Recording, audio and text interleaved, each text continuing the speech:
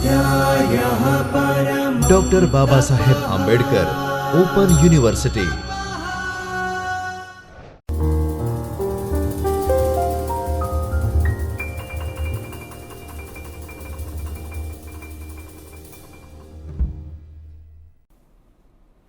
नमस्कार, मैं डॉक्टर ओम तेरैया, आत्मी university associate professor, doctor Baba Saheb Ambedkar open university के इस चैतन्य स्टूडियो से मैं आप सभी का हार्दिक स्वागत करता हूँ।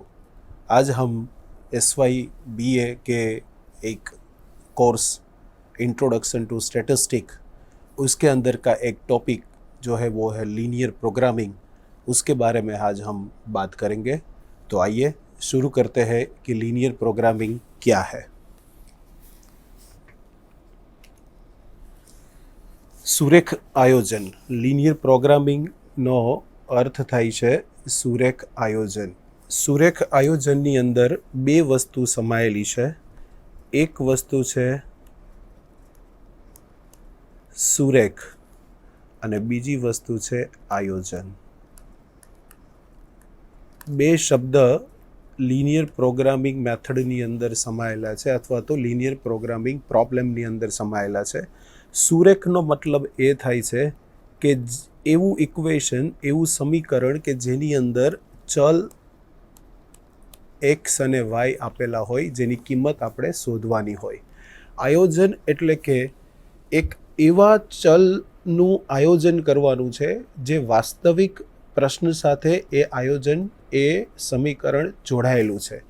ચેપ્ટરની જ્યારે આગળ શરૂઆત કરીશું ત્યારે આપણને એક્ઝેક્ટ આઈડિયા આવશે કે આપણે કઈ રીતે સુરેખનું આયોજન કરવાનું છે. તો જેની અંદર આપણે ઉદ્દેશ શું છે સુરેખ આયોજનનો, વાસ્તવિક એટલે કે એનું ઇન્ટ્રોડક્શન શું છે એ સમજવાનો પ્રયત્ન કરીશું.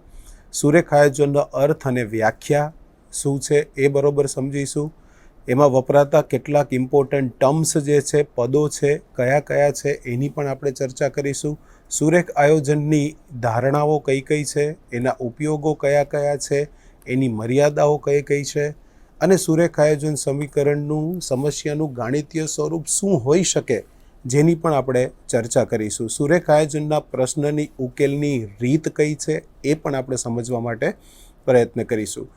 અલગ અલગ પ્રકારના ઉદાહરણો જોઈશું અને સાથે સાથે એવા સ્વાધ્યાયના એક્સરસાઇઝના પ્રશ્નો જોઈશું કે આખા ચેપ્ટરની અંદર આપણે જે કંઈ પણ કર્યું છે એ બરોબર રીતે, સારી રીતે કરી શક્યા છીએ કે નહીં એ આપણે સમજવાનો પ્રયત્ન કરીશું. અને જે મોસ્ટ ઇમ્પોર્ટન્ટ ટર્મિનોલોજી છે એટલે કે ઇમ્પોર્ટન્ટ વર્ડ્સ જે છે, પારિભાષિક શબ્દ, એ સમજવા માટેનો પ્રયત્ન કરીશું. ઉદ્દેશ શું છે સુરેખ આયોજનનો? તો વિવિધ ક્ષેત્રે ઉદ્ભવતી જુદી જુદી સમસ્યાઓમાંથી સુરેખ આયોજનની સમસ્યા વિશે જાણી શકશો. આવી સમસ્યાઓ ગાણિતિક પદ્ધતિથી ઉકેલ કેવી રીતે મેળવવામાં આવે છે તેની સરળ સમજૂતી આપવામાં આવેલ છે, જેનો સમસ્યાનો ઉકેલ મળી શકશે. વાસ્તવિક જીવનમાં એવા ઘણા બધા પ્રશ્નો જે મેનેજમેન્ટ ટર્મ્સની અંદર, બિઝનેસની અંદર, કોમર્સની અંદર, રિસર્ચની અંદર ઉદ્ભવતા હોય છે કે જેનું સોલ્યુશન મારે એક્ઝેક્ટલી જોતું હોય તો અમુક પ્રકારની ગણિતની મેથડનો ઉપયોગ કરવો પડે છે. જેમાંની એક મેથડ છે એ છે સુરેખ આયોજન, કહેતા લિનિયર પ્રોગ્રામિંગ પ્રોબ્લેમ. તો પ્રસ્તાવિક શું છે, એનું ઇન્ટ્રોડક્શન શું છે એ સમજવા માટે પ્રયત્ન કરીએ. આધુનિક સમયમાં ઘણા બધા ક્ષેત્રોમાં મર્યાદિત સાધનોનો કાર્યક્ષમ ઉપયોગ કેવી રીતે કરવો કે જેથી ઇષ્ટતમ ધ્યેય પ્રાપ્ત કરી શકાય. આવા સાધનોમાં મૂડી, કાચો માલ, માનવ કલાકો, સરકારી નિયંત્રણો, યંત્રની કાર્યક્ષમતા વગેરે હોઈ શકે છે. આ સાધનો મર્યાદિત હોય છે. તેનો એવો ઉપયોગ કરવો કે જે હેતુ હોય તેને ઇષ્ટતમ બનાવે. હવે ઇષ્ટતમ એટલે શું?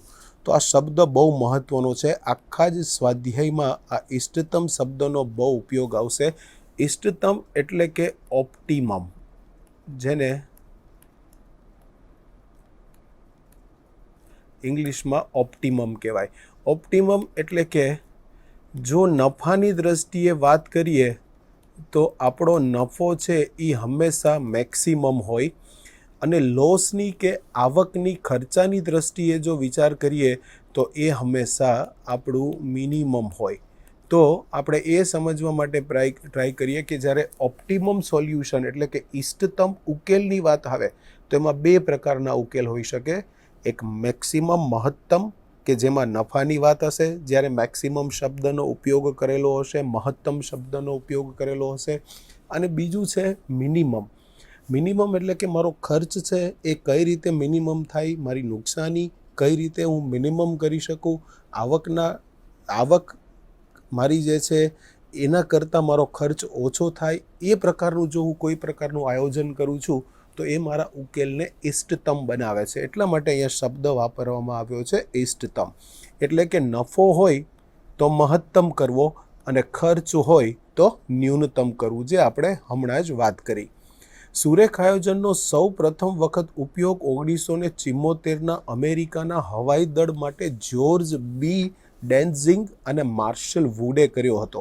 આ પ્રશ્ન આપણને 1 માર્કની અંદર પરીક્ષાની અંદર પૂછાઈ શકે કે સુરેખ આયોજનનો સૌપ્રથમ ઉપયોગ કઈ જગ્યાએ કરવામાં આવ્યો હતો. તો સૌપ્રથમ ઉપયોગ 1974માં અમેરિકાના હવાઈ દળ માટે જ્યોર્જ બી ડેન્ઝિગ અને માર્શલ વુડે કર્યો હતો. અને બીજા વિશ્વયુદ્ધ દરમિયાન જુદી જુદી વ્યૂહરચનામાં એક નિર્ણય ઘડતરના સાધન તરીકે આ પદ્ધતિનો બહોળો પ્રમાણમાં ઉપયોગ થયો હતો. આજે તેનો ઉપયોગ ઔદ્યોગિક ક્ષેત્રે એટલે ઇન્ડસ્ટ્રીની અંદર, એટલે કે કૃષિ ક્ષેત્રે એટલે કે ફાર્મિંગની અંદર, વાણિજ્ય એટલે કે કોમર્સ પોઈન્ટ ઓફ વ્યૂથી એ બહુ બહોળી રીતે વ્યાપક રીતે કરવામાં આવે છે. એટલું મહત્ત્વનું મિત્રો આ સ્વાધ્યાય છે. તમે જેમ જેમ આ સ્વાધ્યાયને ભણશો અને રિયલ લાઈફ સાથે એને કનેક્ટ કરવા માટે ટ્રાય કરશો તો તમને એક્ઝેક્ટલી વસ્તુ ખબર પડશે કે સુરેખ આયોજન છે એ એટલું અગત્યનું છે. હવે સુરેખ આયોજનનો અર્થ શું અને એની વ્યાખ્યા શું, આ પણ પ્રશ્ન છે એ મોસ્ટ આઈએમપી ગણી શકાય. મોસ્ટ આઈએમપી એટલે આ પ્રશ્ન આપણને પરીક્ષામાં પૂછાઈ શકે એવો પ્રશ્ન છે. સુરેખ આયોજનમાં બે ચલ રાશિઓનો વચ્ચેના સુરેખ સંબંધનું સૂચન કરે છે. અને આયોજન શબ્દ એટલે અર્થની સમસ્યા ઉકેલ લાવવા માટે, ઈચ્છિત ઉદ્દેશ્ય પ્રાપ્ત કરવા માટે વિવિધ વિકલ્પોની વ્યૂહરચનામાંથી કોઈ ચોક્કસ વ્યૂહરચના પસંદ કરી મર્યાદિત સાધનોનો મહત્તમ ઉપયોગ કરી પદ્ધતિસર એક નિર્ણય લઈએ તો એને એક વ્યૂહરચના કહેવાય, જેને આપણે આયોજન તરીકે ઓળખીએ છીએ. એ સુરેખ આયોજનની સમસ્યા ગાણિતિક મોડેલમાં કઈ રીતે રજૂ કરવી એક કાર્યાત્મક પદ્ધતિ છે, જેને ગણતરી ભાષામાં કહેવાય છે મેથેમેટિકલ મોડેલિંગ.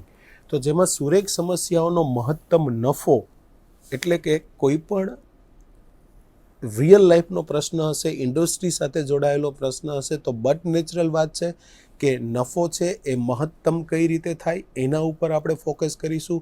અને સાથે સાથે આવક ખર્ચની વાત હશે તો મારો ખર્ચ છે કેમ ન્યૂનતમ થાય એના ઉપર આપણે વાત કરીશું. તો આવા કેટલાક હેતુની અંદર અમુક મર્યાદાને આધીન હોય છે. આ મર્યાદા શું છે એ શબ્દ પણ મહત્ત્વનો છે. એ મર્યાદાને લિનિયર પ્રોગ્રામિંગની અંદર કન્સ્ટ્રેન્ટ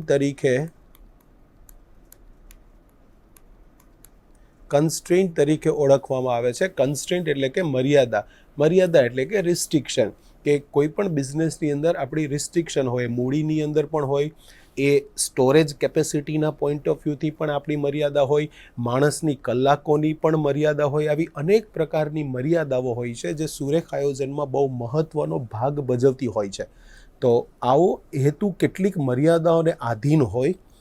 આ મર્યાદાઓ નાણાં, યંત્ર સામગ્રી, માનવ કલાકો, કાચો માલ જેવા મર્યાદિત સાધનો હોય છે. આમ કોઈ પણ સમસ્યાને હેતુ સિદ્ધ કરવા ઉપયોગમાં થતા અવરોધો કે જેને સુરેખ અક્ષમતામાં દર્શાવી શકાય, તો તે વિધેયને મહત્તમ કે ન્યૂનતમ દર્શાવવામાં આવતા ગાણિતીય સ્વરૂપને સુરેખ આયોજન કહે છે. એટલે કે મર્યાદાના લક્ષ્યને ધ્યાનમાં રાખીને હું કોઈક એવા વિધેયની રચના કરું કે જેમાં મહત્તમ અને ન્યૂનતમ, મહત્તમ નફો કઈ રીતે મેળવી શકાય અને ન્યૂનતમ ખર્ચ કઈ રીતે મેળવી શકાય મારી મર્યાદાને ધ્યાનમાં રાખીને, તો આ પ્રકારનું જે કોઈ પણ આયોજન કરવામાં આવે એ આયોજનને નામ આપવામાં આવ્યું છે સુરેખ આયોજન.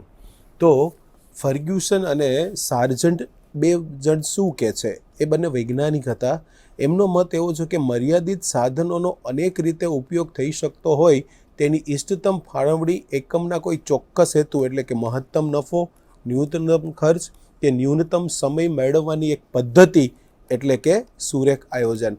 આ વ્યાખ્યા પણ તમે પરીક્ષાની અંદર લખી શકો, જે ફર્ગ્યુસન અને સાર્જન્ટે કીધી છે કે મર્યાદિત સાધનોનો અનેક રીતે ઉપયોગ થઈ શકતો હોય, તેની ઇષ્ટતમ ફાળવણી કરી એકમના કોઈ ચોક્કસ હેતુ એટલે કે મહત્તમ નફો અથવા ન્યૂનતમ ખર્ચ કે ન્યૂનતમ સમય મેળવવાની એક પદ્ધતિ એટલે કે સુરેખ આયોજન. તો આપણે વિદ્યાર્થી મિત્રો સમજ્યા કે સુરેખ આયોજન શું છે. તો સુરેખ આયોજનનો ઉપયોગ વ્યવહારિક દ્રષ્ટિએ બહુ મહત્ત્વનો છે, જેમાં કોઈ પણ બિઝનેસને મારે રન કરવો છે, કોઈ પણ હું એક ધંધો શરૂ કરું છું, તો કોઈ પણ વ્યક્તિને ધંધો શરૂ કરવા માટે બે પાસા ધ્યાનમાં લેવા ખૂબ જરૂરી છે. પહેલું કે હું કોઈ પણ બિઝનેસ કરું છું તો એમાં મારો નફો કેટલો થાય છે, એક વસ્તુ, અને બીજી વસ્તુ કે નફા મારે મેક્સિમમ કરવો હશે તો મારો ખર્ચ મારે ઘટાડવો પડશે, પણ અમુક સાથે સાથે એની મર્યાદા પણ જોડાયેલી હોય છે વિદ્યાર્થી મિત્રો. તો આને સુરેખ આયોજન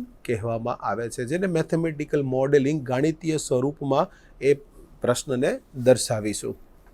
તો હું તમને એક સામાન્ય અમુક અહીંયા વપરાતા શબ્દ છે એની પછી ચર્ચા કરીએ. હું તમને એક સામાન્ય દાખલો ઉદાહરણ આપીને તમને સમજાવું કે કોઈ એક્સ નામની કોઈ મનોજ નામની વ્યક્તિ છે.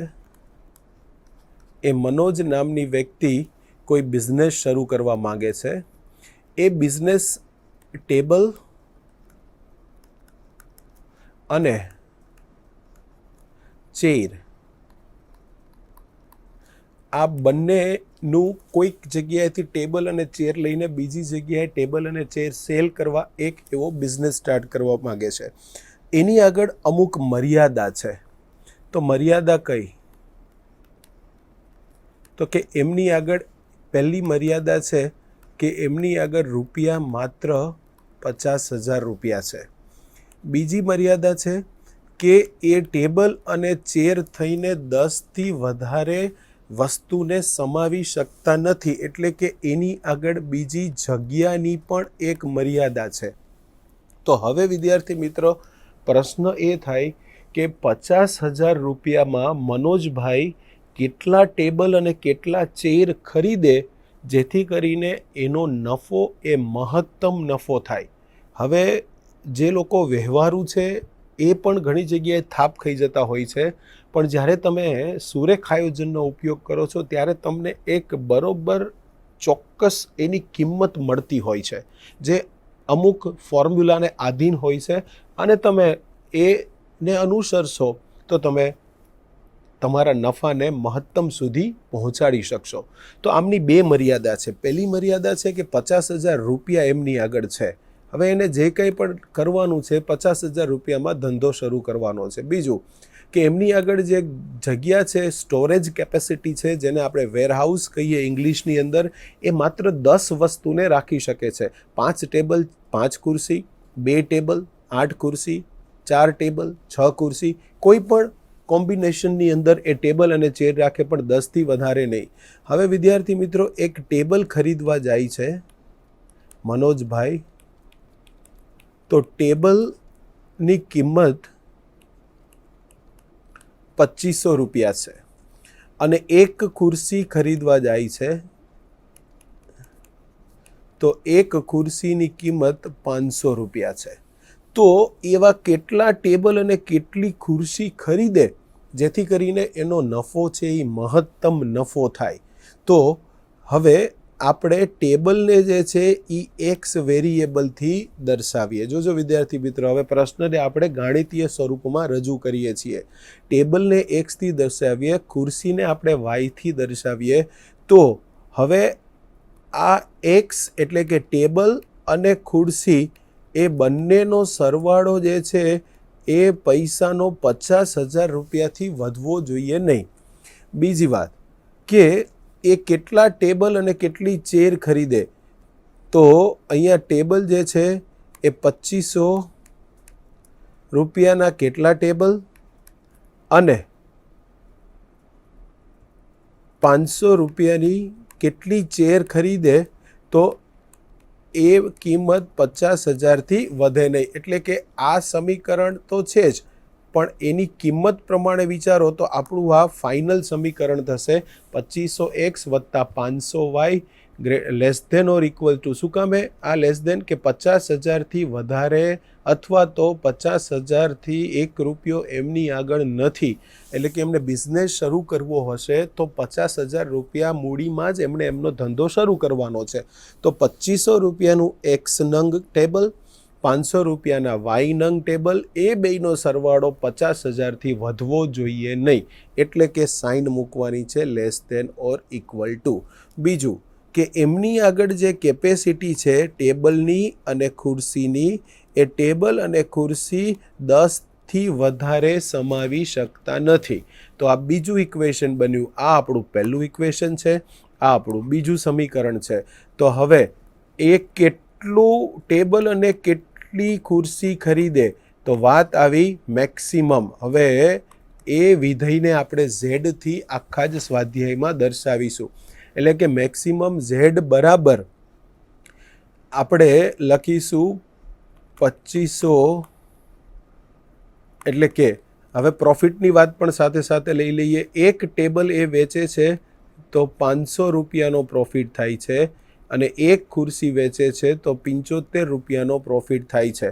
તો એ 500x વત્તા 75y, એટલે કે ₹500ના નફાવાળા કેટલા ટેબલ, ₹75 નફાવાળી કેટલી ખુરશી એ ખરીદે, તો જેથી કરીને એનો પ્રોફિટ છે એ મહત્તમ થાય. તો આ પ્રશ્નને આપણે ગાણિતીય સ્વરૂપમાં ફેરવી નાખ્યું. તો વિદ્યાર્થી મિત્રો, આને કહેવાય લિનિયર પ્રોગ્રામિંગ. પણ હંમેશા યાદ રાખવાનું કે આ x અને y છે એની કિંમત કાં 0 હશે કાં 0 કરતાં હંમેશા મોટી હશે. કેમ? તો કે બહુ સામાન્ય વાત છે. તમને કોઈ પૂછે કે કેટલા ટેબલ ખરીદ્યા, તો આપણે એવું નહીં બોલીએ કે -5 ટેબલ ખરીદ્યા. કાં તમે એક પણ ટેબલ ખરીદ્યું હશે નહીં, અથવા તો તમે એક કરતાં વધારે ટેબલ ખરીદ્યા હશે. એટલે કે એક્સની કિંમત, ટેબલને આપણે જો એક્સથી દર્શાવીએ તો એક્સની કિંમત 0 અથવા 0થી મોટી હશે, અને ચેર ખુરશીની કિંમત છે એ વાયને દર્શાવીએ, જો ચેરને વાયથી દર્શાવીએ તો વાયની કિંમત પણ 0 અથવા 0 કરતાં મોટી હશે. તો આ રીતે આપણે પ્રશ્નને ગાણિતીય સ્વરૂપમાં ફેરવી નાખ્યો. તો બે વસ્તુની વાત આવી. એક આવી મહત્તમ ઇષ્ટતમ ઉકેલ, જેને કહેવાય ઓપ્ટિમાઇઝેશન સોલ્યુશન. બીજી વાત આવી મર્યાદાની, એટલે કે કન્સ્ટ્રેઇનની વાત આવી, અને આ છે એના સોલ્યુશનની વાત આવી. તો આવો વિદ્યાર્થી મિત્રો, પહેલો પોઈન્ટ સમજીએ, હેતુલક્ષી વિધેય. હેતુલક્ષી વિધેય નામ જ એવું છે કે તમે ધંધો સ્ટાર્ટ કરવા માંગો છો તો તમારો હેતુ શું છે, કયા હેતુ માટે તમે બિઝનેસ સ્ટાર્ટ કરવા માંડો. તમારા નફાને મહત્તમ પહોંચાડવો છે કે તમારા આવકને ન્યૂનતમ કરવી છે, એને હેતુલક્ષી વિધેય કહેવાય. તો અહીંયા લખ્યું છે ઇષ્ટતમ ઉકેલ, એટલે કે મહત્તમ કે ન્યૂનતમ, એને ઝેડ વડે દર્શાવવામાં આવે છે, જે અહીંયા મેં તમને ઉદાહરણથી દર્શાવ્યું, જે તમને સમજી ગયા હશો.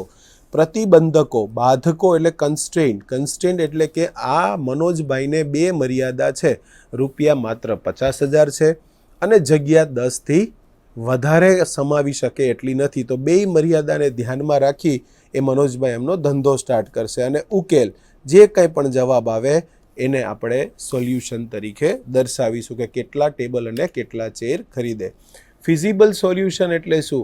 એની કિંમત છે એ ક્યારેય ઋણ ન થાય એ માટે સંતોષતા ઉકેલને આપણે ફિઝિબલ સોલ્યુશન કરીશું. સુરેખ આયોજનને એવી રીતે ગોઠવવા માટે પ્રયત્ન કરીશું કે જવાબ છે એ ક્યારેય નેગેટિવ ન આવે. ઇષ્ટ પ્રાપ્ય ઉકેલ, જે પ્રાપ્ય ઉકેલ પ્રાપેલ પ્રશ્નના હેતુલક્ષી વિધેયનું ઇષ્ટતમ મૂલ્ય મળે તેને ઇષ્ટતમ ઉકેલ કહેવાય. જો તમને પ્રોફિટ ₹500 મળે છે તો 500ને ઇષ્ટતમ ઉકેલ કહેવાય. જો તમારો ન્યૂનતમ ખર્ચ ₹50 છે તો એને 50ને ઇષ્ટતમ ઉકેલ કહેવાય. આ બધા જ તમને 1 માર્કની અંદર આ પ્રશ્ન પરીક્ષામાં પૂછાઈ શકે. સુરેખ આયોજનની ધારણાઓ કઈ કઈ હોય? તો કે હેતુલક્ષી વિધેય હંમેશા સુરેખ હોય. સુરેખ એટલે શું? x અને વાયની ઘાત છે ને એ હંમેશા 1 હોય, એને સુરેખ સમીકરણ કહેવાય. ચલ રાશિઓની કિંમત હંમેશા ધન કે શૂન્ય હોય. મેં તમને સમજાવ્યું, ક્યારેય ઋણ હોઈ શકે નહીં. કેટલીક ખુરશી ખરીદવી છે તો કે -5 ક્યારેય ન હોઈ શકે. કાં એ ધન હોઈ શકે, કાં એ શૂન્ય હોઈ શકે. સુરેખ આયોજનના પ્રશ્નમાં આવતી અક્ષમતાઓ, પ્રતિબંધો પણ સુરેખ હોય. અક્ષમતા એટલે હમણાં જ આપણે લખ્યું કે 2500 રૂપિયાના એક્સ ટેબલ અને 500 રૂપિયાની વાય ખુરશી કેટલી ખરીદે તો કે 50,000 રૂપિયાથી એ કિંમત વધવી જોઈએ નહીં. સુરેખ આયોજનના પ્રશ્નમાં અક્ષમતાઓની સંખ્યાઓ મર્યાદિત હોય છે. અક્ષમતાઓ છે એ મર્યાદિત હોય, અનંત સુધી ન હોય. 2 હોય, 5 હોય, 10 હોય, 15 હોય, 50 હોય, પણ ક્યારેય અનંત સુધી જતી હોય એવું ક્યારેય બિઝનેસમાં બનતું હોતું નથી. એનો ઉપયોગ ક્યાં ક્યાં થાય તો આ ખાસ યાદ રાખવાનું. એનો ઉપયોગ ઔદ્યોગિક ક્ષેત્રે, ખેતીવાડી ક્ષેત્રે, સંરક્ષણ ક્ષેત્રે એટલે કે ડિફેન્સની અંદર એનો ઉપયોગ થાય, અને આજકાલ રિસર્ચની અંદર, બિઝનેસની અંદર, કોમર્સની અંદર, મેનેજમેન્ટની અંદર ઘણી બધી જગ્યાએ સુરેખ આયોજનનો વિદ્યાર્થી મિત્રો ઉપયોગ થતો હોય છે. અને આ સુરેખ આયોજન એ હવે એના પ્રોગ્રામિંગ પર રેડીમેડ આવતા હોય છે. એટલે અમુક સારી ઇન્ડસ્ટ્રી એ સુરેખ આયોજનના પ્રશ્નનું એક મોડેલિંગ જ તૈયાર કરતા હોય છે. એ મોડેલિંગનો આધાર આપણે આ સ્વાધ્યાય કઈ રીતે ભણીશું એના ઉપર આધાર રાખે છે. એને તમે પ્રોગ્રામિંગ લેંગ્વેજની અંદર જો રૂપાંતરિત કરી નાખો તો એ તમારો સુરેખ આયોજનનો પ્રશ્ન એ બિઝનેસની અંદર એક મોડેલ તરીકે, એક સોફ્ટવેર તરીકે બનતો હોય છે. તો ઉપયોગ ક્યાં ક્યાં થાય તો કે ઔદ્યોગિક ક્ષેત્રમાં એનો ઉપયોગ થાય, ખેતીવાડી ક્ષેત્રમાં ઉપયોગ થાય, સંરક્ષણ ક્ષેત્રે. ઔદ્યોગિક ક્ષેત્રમાં ક્યાં થાય તો કે ઇન્ડસ્ટ્રીમાં machinery, man power, raw material એટલે કે કાચો માલ, અને નીતિ નક્કી કરવા માટે મર્યાદિત મૂડીરોકાણ, મહત્તમ આવક, ન્યૂનતમ ખર્ચ, આ બધાને ધ્યાનમાં રાખીને એલપીપીનો ઉપયોગ થતો હોય છે. ખેતીવાડીમાં કયા પાકનું કેટલી જમીનમાં વાવેતર કરવું જેથી મહત્તમ પાક મળી શકે. ખેતી વિષયક આયોજનમાં મર્યાદિત સાધનો, જમીન, પાણી, પુરવઠો, મજૂરી, મૂડી બધાને ધ્યાનમાં રાખીને ફાળવણી કરવી, રસાયણો ઉમેરવા જેથી કરીને વધુ સારી ગુણવત્તાવાળું ખાતર એ આપણને મળી શકે. એટલે કે આનો ખેતીવાડીની અંદર પણ બહુ સારો ઉપયોગ છે.